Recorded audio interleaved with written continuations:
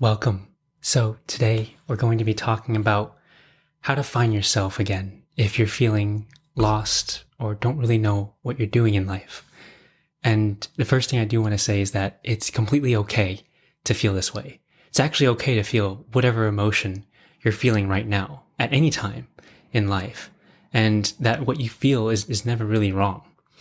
And I feel like the reason why we always feel a lot of these same emotions constantly over and over again with different events that trigger it is because we're resisting this feeling. And we've kind of been conditioned that we're not really supposed to feel these feelings. And we label them good, bad, negative, positive, when feelings are just feelings at the end of the day. And what they really want is to be felt. And that's what feelings are for. And the more we resist that, the more it persists. And so with that, we can kind of dive into why we may feel lost. And it starts with not resisting it and being completely okay with it. To the degree that you're feeling okay with whatever you're feeling right now, that is the degree in which you'll find peace because we're no longer fighting it. Things can only exist if there is resistance within us. And so it really starts with letting go of that. And it's through our thinking that these quote unquote negative emotions are created. And in previous videos, I talk about what thinking actually is.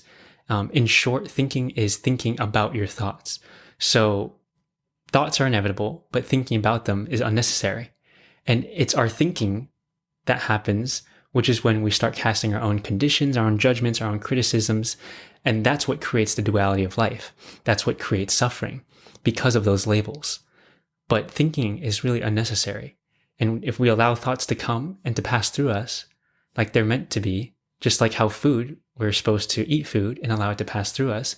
Otherwise, if we hold on to it, then it will cause indigestion and a lot of pain and a lot of suffering. And the same is true for our thoughts. And so they're meant to come in and to go. But if we keep attaching ourselves to them and putting importance on them in terms of trying to hold on to it or anything like that, then that's what creates our own suffering. And so in order for us to be able to find ourselves again, we need to reduce thinking or even stop thinking about our thoughts. And it's going to be a gradual process, and that's completely okay. And so as you begin doing this, you're going to ebb and flow between thinking and not thinking, between constantly being preoccupied by what's going on in your mind and being present in the moment. And so a common misconception is that being present in the moment means that you're not having any thoughts going on. And that's not true. It means you're not having any thinking going on about your thoughts. But whatever thoughts come in can come and go. And that's really the practice of meditation at its core. So what I've found to be one of the most useful things in terms of finding yourself again is doing something called an information diet. And what that means is eliminating as much as you possibly can a lot of external noise. That could mean other people's opinions, thoughts, judgments, advice, agenda. It could be from your parents, your friends, your boss, your coworkers, anything that is outside of yourself. The more that we listen to this external noise, they may not be right or wrong. That's kind of irrelevant. Anything that is pulling you away from yourself, of feeling who you actually are, to being a witness and observer to just the being of you, that will take you away from yourself and create that feeling of feeling lost, essentially. And so the reason why we feel lost is because we're listening and prioritizing what other people are saying and thinking over our own. Because we grew up thinking that what other people think about us is more important than what we think about ourselves. And if we're constantly listening to other people and trying to follow their advice versus what we want for ourselves, that's when we start feeling lost, when we stop feeling like ourselves. So what this information diet does is allow you to silence the noise of everything that's external so that you can hear yourself again, your own voice, your own heart, your own soul. So what this looks like in a very specific level is reducing or eliminating the use of social media, of other external sources like the news, Facebook, anything that's like bombarding us with advertisements, especially because we're bombarded with thousands of ads a day, other people's advice, what they think we should do, their suggestions, all of this stuff. And it may be coming from a good place or maybe not. But again, you are you, and you're the only person that can know what you want. No one else can say what you want. And so the more we listen to other people, the less we listen to ourselves.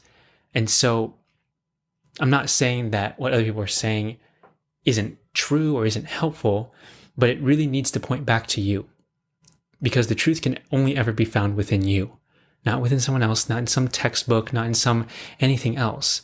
And the greatest, masters or whatever it is that you want to call them, the ones that are quote unquote true are the ones that point you back to yourself to help you find what that means for you.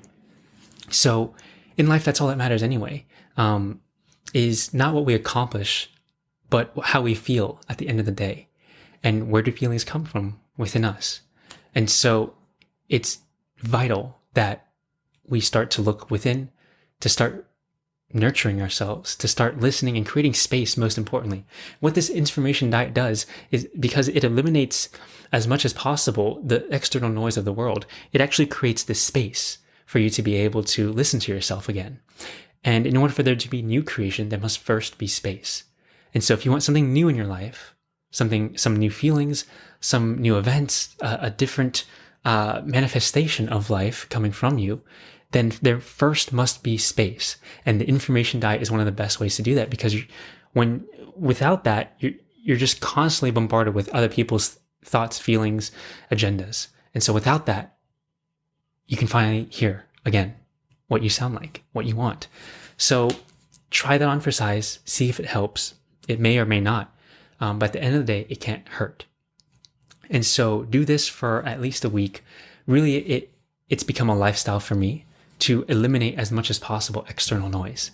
And I just noticed that the more I listen to other people, other things, advice, books, and all this stuff, the more I lost myself in the process, because I thought I needed to change myself. I thought I needed to improve something. I thought I wasn't enough right now, and so I need to achieve more so that I can feel enough. But that's the illusion that we fall into if we constantly listen to other people, is that we feel like we have to keep up with them, or that we're not good enough as we are. And so the more that we silence that and don't listen to a lot of those things, or even allow it to come into our field of awareness, and if it does, then we allow it to pass versus being attached to it, the more that we're able to feel at peace and to feel like ourselves once again. And once we do that, you just feel like you're home. And that's what I want for you. And so what you can do in this space, because when you start going on this information diet, I'm gonna be honest, it's pretty uncomfortable, because we're so used to consuming, constantly being just activated, constantly having those dopamine triggers go off. And so when we're constantly being stimulated like that, and then we go from that to not, it's going to feel uncomfortable. And I want you to be aware of that so that you can be prepared. And it's totally okay. And the best thing to do when we feel any emotion is to not resist it and allow it to be there and to witness it. Feelings are meant to be felt, so allow it to do so. And so the more that you're going to be okay with feelings, the more it will pass through you. And that's really, at the end of the day, what they're designed for. That's what creates the experience of life, and how it can be pleasant versus unpleasant, because it can pass through us versus us constantly feeling whatever that discomfort is. So once you start feeling this way and creating space for yourself, the universe has an interesting way of wanting to fill in space as soon as space is created. So instead of defaulting back to consuming more whenever we create this space for ourselves through the information diet, one of my favorite ways to kind of fill that space is by creating. So transmuting whatever that feeling is of discomfort, of insight, of discovery, of curiosity, of whatever you're feeling that comes up when you create this space for yourself, channel it into a creation. I always love to say, like, suffering is the seed of all great art. And I feel like that's very true for the greatest works of art of all time. And you can see that the artists suffered immensely, and that's okay.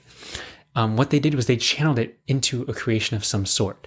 And so if you love writing, if you love dancing, if you love singing, if you love music, whatever it is that you love doing, find your favorite way to express your own creativity. And through that, channel whatever your emotions are into it. And don't worry if it's good or bad, right or wrong, that's irrelevant. Art is subjective, so there is no right or wrong. And one of my favorite things that NQ has said, my favorite poet, one of them is that he says, don't try to make something great. Make something that is true to you, because if it's true to you, it will be great. And so art isn't a competition anyways, and neither is life or anything else. And so the more that you can create something that's true to you, that resonates deeply within you, the more it will be great, the more that it will resonate with someone else too. It's really about transferring that emotion. That's what art is. It's a transference of energy. And so whenever you feel something, sit there, allow it to be there. Sometimes you won't do anything. Sometimes you won't need to create. But if you feel the urge and want it to go somewhere, then channel it into a creation of some sort. And playing music and writing and speaking and poetry and cooking and whatever it is that you love to do, that is your favorite way to express your creativity, go and do that whenever you start on this information diet. And so try that out, see how you feel, and come back here and comment what your experience was like. When I've done this, and I constantly do it as much as I can every single day, it is an amazing feeling. And like I said before, it feels like home. And this really became a way of life for me to eliminate as much as I can this external noise so that I can hear myself once again. And through that, I hope you feel a little bit less lost and start creating something that is a true expression of yourself. I hope this helps, and I'll see you guys soon.